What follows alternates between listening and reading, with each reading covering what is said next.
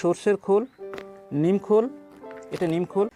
নমস্কার বন্ধুরা, সবুজ দ্বীপ ফর গার্ডেনিংয়ে সবাইকে স্বাগত। আশা করি আপনারা সবাই খুব ভালো আছেন এবং সুস্থ আছেন। বন্ধুরা, আজ আলোচনা করব একটা রং পরিবর্তনকারী ফুল গাছ নিয়ে।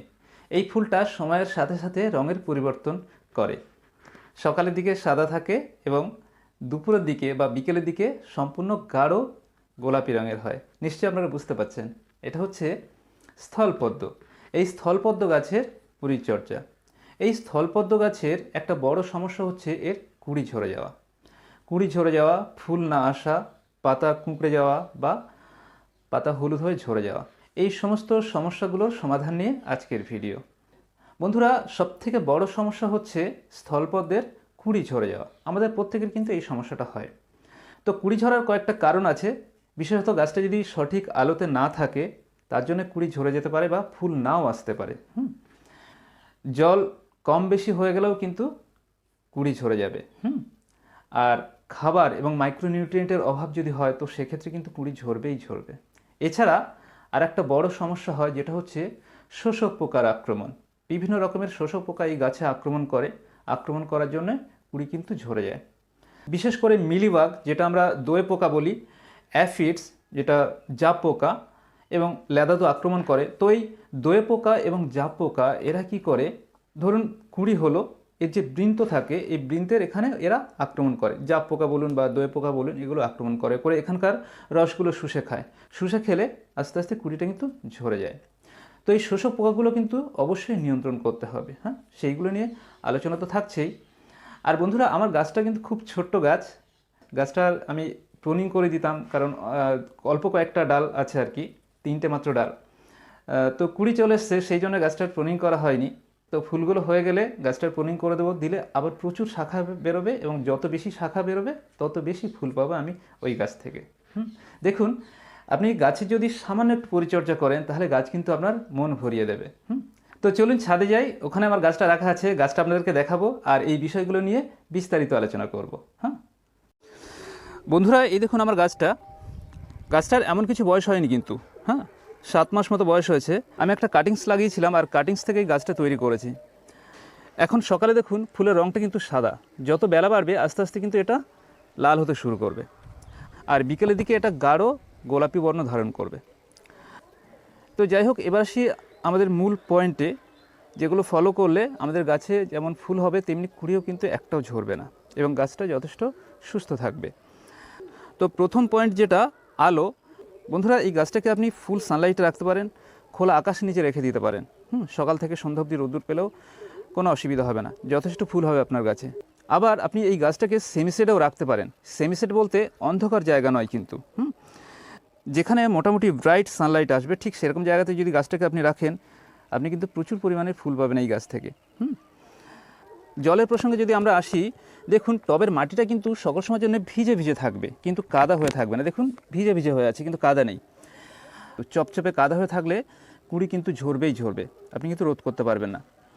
মাটিটা সম্পূর্ণ শুকিয়ে গেলে যেমন সমস্যা হবে, তেমনি পুরো কাদা হয়ে থাকলেও কিন্তু সমস্যা হবে।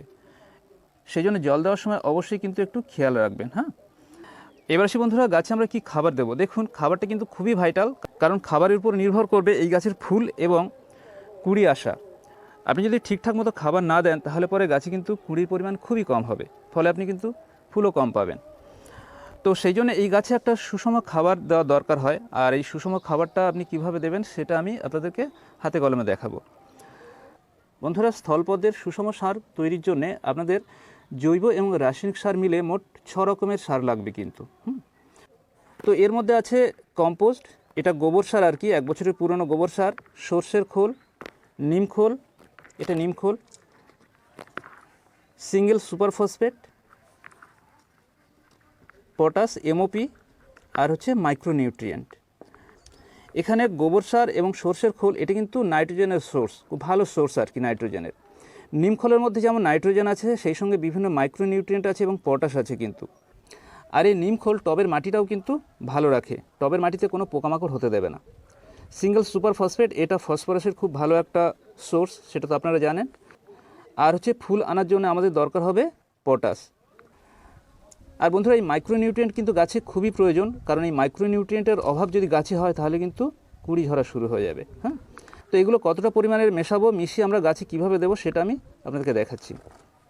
তো প্রথমে একটা খালি পাত্র নিয়েছি আমি, আর এতেই কম্পোস্ট সারটা পুরোটাই দিয়ে দিচ্ছি। এতে কিন্তু 1 মুঠো আছে, আমি 1 মুঠো মেপে রেখেছিলাম আর কি, 1 মুঠো কম্পোস্ট। হ্যাঁ, আপনি কাউডাং কম্পোস্ট নিতে পারেন, যেটা আমি নিয়েছি আর কি, এই গোবর সার এটাও নিতে পারেন, ভার্মি কম্পোস্ট নিতে পারেন, অথবা কিচেন কম্পোস্টও নিতে পারেন। হ্যাঁ, আর বন্ধুরা এর সঙ্গে আমরা 2 চামচ সর্ষের খোল মেশাবো। আর সর্ষের খোল 2 চামচ বলতে এই চামচটা কিন্তু 5 ml চামচ আর কি, বাচ্চাদের ওষুধ খাওয়ানো হয়।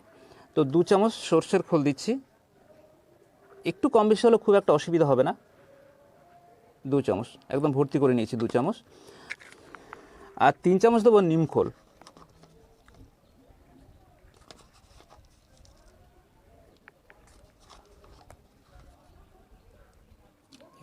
একটু কম হয়ে গেছে, বেশ ঠিক আছে, 3 চামচ। সিঙ্গেল সুপার ফসফেট এটা দেবো 1 চামচ।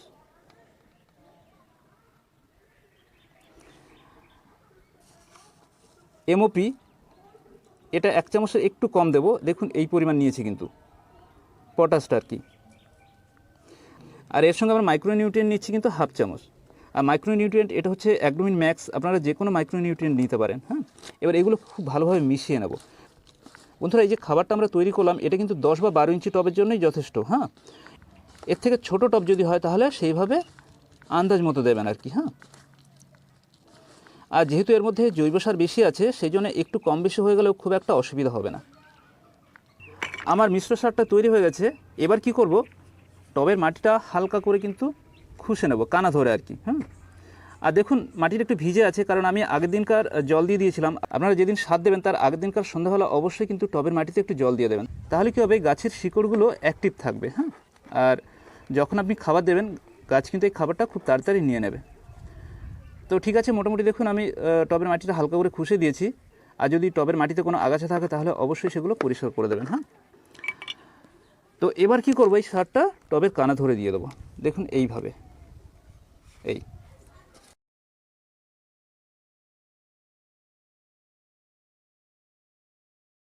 বন্ধুরা এই যে আমি সারটা গাছের গোড়াতে দিলাম, এটা কিন্তু আমরা আবার দেবো 15 দিন পরে।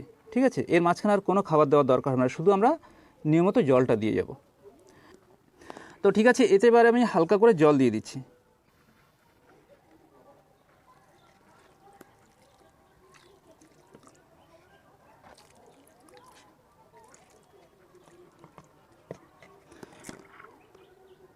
বন্ধুরা আমরা গাছে সুষম মিশ্র সারটা দিয়েছি, জল দিয়ে দিয়েছি। এর পাশাপাশি আমাদের কি করতে হবে, একটা মাইক্রোনিউট্রিয়েন্ট কিন্তু গাছে স্প্রে করতে হবে, অন্ততপক্ষে মাসে 2 বার, 15 দিন অন্তর। আপনি অ্যাগ্রোমিন গোল্ড এটা দিতে পারেন। এটা 1 লিটার জলে 2 ml মিশিয়ে স্প্রে করতে পারেন 15 দিন অন্তর অন্তর। ঠিক আছে, এছাড়া আমরা গাছের গোড়াতে যে মাইক্রোনিউট্রিয়েন্টটা দিয়েছি অ্যাগ্রোমিন ম্যাক্স, এই অ্যাগ্রোমিন ম্যাক্স কিন্তু আমরা গাছে স্প্রে করতে পারি। 1 গ্রাম 1 লিটার জলে ভালোভাবে মেশাতে হবে, মিশিয়ে গাছে স্প্রে করে দিতে হবে। এছাড়া আপনারা যে কোনো একটা মাইক্রোনিউট্রিয়েন্ট স্প্রে করতে পারেন, অ্যাগ্রোমিন গোল্ড বা ম্যাক্স যদি না পান, যে কোনো একটা মাইক্রোনিউট্রিয়েন্ট গাছে কিন্তু অবশ্যই স্প্রে করবেন। কেমন বন্ধুরা, এবার আসছি আরেকটা ভাইটাল পয়েন্টে, যেটা হচ্ছে রোগ পোকার নিয়ন্ত্রণ। রোগ পোকা বলতে সাকিং পেস্ট, এই সাকিং পেস্টগুলো কিন্তু অবশ্যই নিয়ন্ত্রণ করতে হবে। হ্যাঁ, আর এরাই কিন্তু কুড়ি ঝরিয়ে দেয়, সেই জন্য এই সাকিং পেস্টগুলো অবশ্যই নিয়ন্ত্রণ করতে হবে। সেই সঙ্গে সঙ্গে ছোটো ছোটো লেদাও এই গাছে কিন্তু আক্রমণ করে। আপনি দেখবেন গাছের পাতার জালকটাই শুধু আছে, সবুজ অংশ নেই। এটা করে কি, ছোটো ছোটো লেদা এরা এই সবুজ অংশগুলো খেয়ে ফেলে এবং শুধু জালকটাই পড়ে থাকে। সেই জন্য এই ছোটো ছোটো লেদা পোকাগুলো কিন্তু নিয়ন্ত্রণ করতে হবে। হ্যাঁ, আর এই গাছে মূলত আক্রমণ করে মিলিবাগ, যেটা আমরা দোয়ে পোকা বলি, এছাড়া জাপ পোকা যেটা আমরা অ্যাফিডস বলি আর কি, এগুলো কিন্তু প্রচুর ক্ষতি করে এই গাছের। তো এই জাপ পোকা, মিলিবাগ এবং ছোটো ছোটো লেদাগুলো নিয়ন্ত্রণের জন্যে আপনারা 2টো ওষুধ মিশিয়ে ব্যবহার করবেন, দেখবেন গাছে কোনো রকমের পোকা আক্রমণ করবে না। হ্যাঁ, আর একটা কথা বলা হয়নি, এতে কিন্তু মাইটসেরও আক্রমণ হয়। সেই জন্যে আপনারা যদি এই 2টো ওষুধ একসাথে মিশিয়ে গাছে 10 দিন অন্তর অন্তর ব্যবহার করেন, তাহলে কিন্তু কোনো রকমের পোকামাকড় এই গাছে আক্রমণ করবে না। তো কি করবেন, ইমিডাক্লোপিড গ্রুপের যে কোনো একটা পেস্টিসাইড আপনারা নেবেন, 1.5 ml 1 লিটার জলে আর কি। আর এর সাথে আপনারা কী মেশাবেন, কার্ট্যাপ। এই কার্ট্যাপ কম্পোজিশনের একটা পেস্টিসাইড এর সঙ্গে মিশিয়ে নেবেন 1 গ্রাম প্রতি লিটার এই হিসাবে। কার্ট্যাপ কিন্তু 2 রকম পাওয়া যায়, একটা হচ্ছে মাটিতে দানাদার কীটনাশক মাটিতে ছড়ানোর জন্য, আর একটা স্প্রে করার মতো পাওয়া যায় আর কি। তো যেটা স্প্রে করা হয় সেরকম একটা পেস্টিসাইড আপনারা দোকান থেকে কিনে নেবেন, নিয়ে এই দুটো মিশিয়ে বিকেলের দিকে স্প্রে করবেন। তো দেখুন আমি আজ গাছটা স্প্রে করব, আর এখন বিকেলবেলা, আর গাছের ফুলটা দেখুন আগে ছিল সাদা, এখন কিন্তু লাল হয়ে গেছে। হ্যাঁ, তো রঙটা সম্পূর্ণ পরিবর্তন হয়ে গেছে। তো যাই হোক, এই দুটো মিশিয়ে আমি গাছে স্প্রে করব আর কি, খুব ভালোভাবে কিন্তু পাতার উপরে নিচে সুন্দর করে স্প্রে করে দেবো। হ্যাঁ, তো বন্ধুরা আমি এখানে 2 লিটার জল নিয়েছি, সেই হিসাবে আমি ক্রিটাপ এসপিটা নেব 2 গ্রাম। 2 গ্রাম ক্রিটাপ এসপি নেব।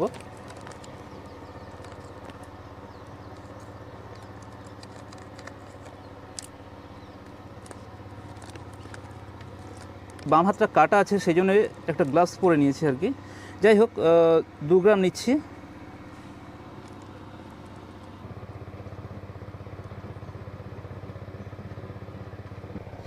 দু গ্রাম নিয়েছি, এটা আমি এতে ঢেলে দিচ্ছি আর কি।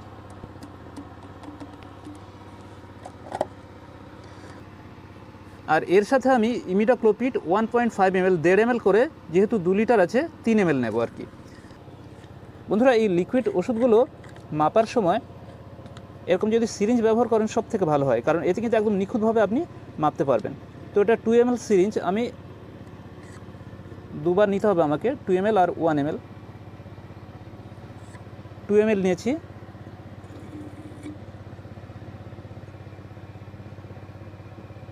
আর নেব 1 ml। দেখুন এবার খুব ভালোভাবে যেটাকে ঝাঁকিয়ে নেব কিন্তু। হ্যাঁ, ঝাঁকিয়ে নিয়ে গাছে খুব ভালোভাবে স্প্রে করে দেবো, একদম পাতার উপর নিচ করে।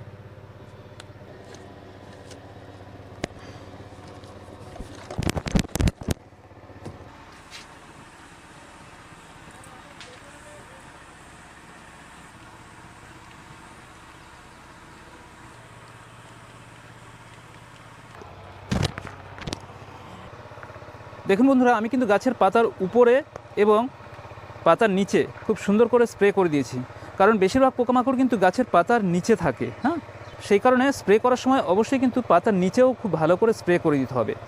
এবার বাদবাকি যে পেস্টিসাইডগুলো আছে, এখন অনেকটাই পেস্টিসাইড আছে, এগুলো আমি এই গোলাপ গাছ বা অন্যান্য গাছ আছে তাতে খুব সুন্দর করে স্প্রে করে দেবো। তো বন্ধুরা এই ছিল আজকের এপিসোড, আশা করি আপনারা বুঝতে পেরেছেন। আর যদি কোনো রকমের অসুবিধা হয় তাহলে কিন্তু অবশ্যই কমেন্ট করবেন, কেমন? আর ভিডিওটা যদি ভালো লাগে তাহলে অবশ্যই একটা লাইক করবেন আর বন্ধুদের কাছে শেয়ার করে দেবেন। আর যে বন্ধুরা এখনও চ্যানেলটা সাবস্ক্রাইব করেনি, আপনারা অবশ্যই চ্যানেলটা সাবস্ক্রাইব করে নেবেন। আমি সকল সময় এরকম গার্ডেনিং রিলেটেড ভিডিও দিতে থাকবো। সবাইকে অসংখ্য ধন্যবাদ সম্পূর্ণ ভিডিওটা দেখার জন্য। সবাই সুস্থ থাকুন, ভালো থাকুন, নমস্কার।